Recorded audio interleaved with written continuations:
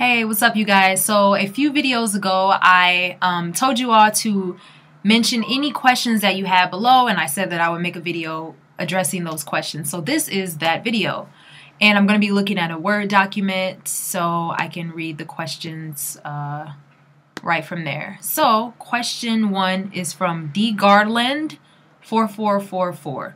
What type of school do you work in, private or public? Alright, so I do work in a public school. I am employed with Epik, and yeah, so I work for the Korean government in a public school. And the next question was, how did I get in the Epik program? Alright, so I'm going to try to sum this up as much as possible. So when it got close to me graduating from my master's in social work program, I realized that I was not ready to go into the field, and I wasn't ready to fully commit to my social work career yet. I knew that I wanted to learn more, and I knew I wanted to learn more about cultures, and I wanted to get some abroad experience. So I did some Googling, how can I get abroad experience? What are different abroad opportunities for young people? And Teach Abroad kept coming up over and over again. So at first I just passed it on. I was like, no, I don't want to do that. And then it just kept popping up, and I actually envisioned myself in that position, and it didn't seem that far-fetched to me anymore once I kind of imagined myself as a teacher working abroad. So I did some research on different TEFL courses, because I knew that was the first step that I would need to take to get abroad. And I found a TEFL school, or a TEFL program, that was down the street from my house, and they had an open house, or an orientation, and I went to that orientation, and I learned more about teaching abroad and what that life was about. And I also met one of the the coordinators at that program, and I talked to him. I pulled him aside after the orientation was over, and I told him about my confusions, like I didn't know where I wanted to go and all that. And he told me that he actually taught abroad before in Korea, and he said that it was a really great experience, and he told me that the benefits were much greater there than they were teaching anywhere else. So after I had that conversation with him, I kind of made a commitment to Korea, because at first I knew I wanted to teach abroad somewhere, but I didn't know where. So I was like, all right, I'm going to go to Korea. And I did research on Korea, and I found out I could go the Hagwon, or the private school route, or the public school route. But I kept reading that a lot of Hagwons can be sketchy, and I wanted something that was really secure, because if I'm going to pick up everything and move to a different country, I want to make sure that it's legit. So I decided to go with Epik, which is the public school route, and I didn't get a recruiter or anything. I just applied directly because I didn't want that middleman situation. So I applied directly to Epik. I got a lot of the help with the application from different YouTube videos and online blogs. So I applied directly, and I guess what they say, the rest is history. Alright, so Yanni5 said, I remember you saying that you were anxious about meeting your co-teacher. How was that experience? Yes, I did. In a past video, I mentioned that I was in contact with the other English teacher, the other native English teacher, or, English teacher from a different country. And she was telling me that the Korean co-teacher was a little nervous about meeting me because she's never really interacted with black people. So first, I want to say that in no way did I fault this co-teacher at all, because you really do have to put yourself in other people's shoes, especially culturally. So I completely understood it, and if I was her, I probably would have felt the same way. I mean, you are nervous about things you do not know. So at first, I was really scared to meet her. I thought it was going to be a hard time, but I decided to kind of reframe my thoughts, and I looked at it more as a positive. So instead of looking at it as, oh, I'm black, she's not used to working with black people, this is gonna suck, I decided to say to myself, oh, I'm black, she's not used to working with black people, let me make this a fulfilling experience for for her. Like, let me help her to learn more about Black people and to learn more about myself. So that's always my goal. My goal is always to help to educate people about who I am and to tear down the misconceptions and to give them another way of thinking about who I am and who other Black people are. So in the future, when they meet Black people or interact with Black people, they will have an easier time. So that's always my goal. And I do enjoy having that as a job for me. It's very fulfilling to be in that role, in my particular opinion. So yeah, it ended up being good.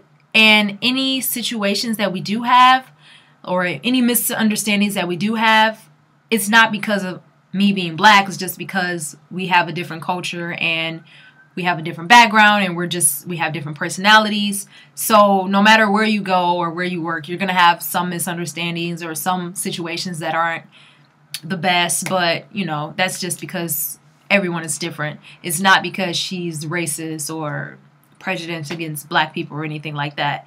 Actually, in both my school and my neighborhood, I don't think that people treat me, at least blatantly, because I haven't felt it, treat me any differently than they would any other foreigner because I'm Black. You know what I mean? So I haven't experienced any blatant racism here or anything like that. So if you are Black and you're thinking about coming here, I don't want you to fear that you're going to feel unsafe or unwelcomed or anything like that, because I have felt very welcomed at both my school and in my neighborhood. Surprisingly, I didn't think this would be the case, but I'm happy that it is the case.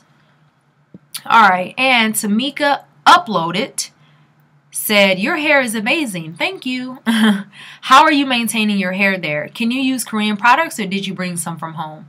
So yes, I did stock up on a lot of products that I use in America and brought them here with me. So As I Am products, Shea Moisture, that sort of thing, and a few other staples that I can't remember off the top of my head. But I brought that here with me, so I have not run out, and I haven't had to buy any products here yet. However, when I do run out, I'm going to go to a website called Honey Korea and a website called iHerb. So Google those websites. They're both located in Korea, and they have a lot of staples that African Americans use for their hair in the United States.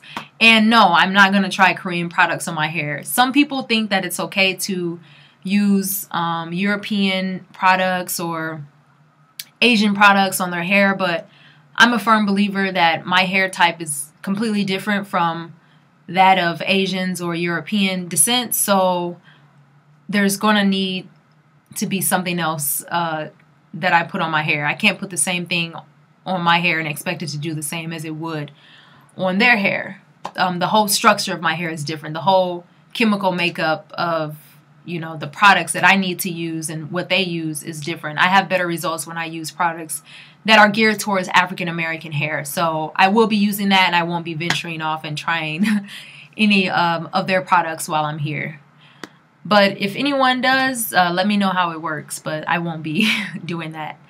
And Tamika Uploaded asked, also, I know you pick up the language because you live there, but are you learning Korean? So the good news is if you join the Epik program, in a lot of cities, they actually sponsor a class to teach the teachers Korean that is free of charge. So living in Daegu, I got that opportunity, and I'm really happy because it's a good quality class. It's very small, it's very intimate, and I've been learning a lot there. It's only been 3 weeks, but I know so much more, and I can actually read Korean about 95%. I'm still working on the other 5%, but yeah, I can look at the signs, I can read it, I can sound it out. I may not know what it says because I don't know every Korean word yet, or even most Korean words yet, but I can at least sound it out, and that really does help when you're looking for directions or, you know, trying to get from point A to point B or whatever. And then after we master the alphabet, we're going to go on to learning like important phrases and more words and vocabulary and stuff. So I'm looking forward to that. So yes, I am learning Korean, and just going about my everyday life has helped to cement a lot of new knowledge in my head about the Korean language. So that's awesome. All right. Also, someone asked me about different culture shocks. So the main culture shocks that I face is people digging in their noses. It's not rude here, so I can be sitting at a bus stop one day and a guy next to me can be just digging all in his nose and picking out the boogers and doing this, and it's completely normal. It's like disgusting to me still. I don't know if I'm ever going to get used to that, but yeah, that's a big culture shock.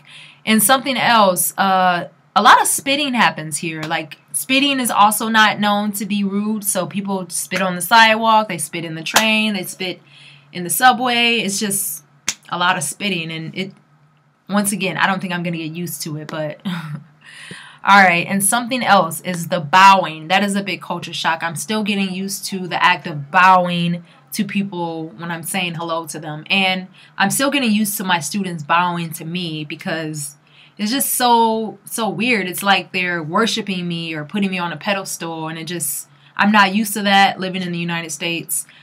We don't have as much overt respect for the elder or people who are older than us, so it's something to get used to. Also, the food. For some reason, I had this idea that it was going to be very similar to Chinese food, or should I say Americanized Chinese food. So I thought, oh, it won't be any problem getting used to the food, but it is 100% different. Do not come here expecting to eat the Americanized Asian food that you're used to. It is a whole different ball game here. Also, I know you've heard this a lot, but Korean food is spicy, so you really have to get used to eating spicy foods. And I'm used to spicy foods, but I mean, if I'm eating a meal, there may be one spicy thing, you know, in that course, but in a Korean dish, it can be literally like 3 out of 4 of the dishes that are spicy. So it's really a lot to get used to.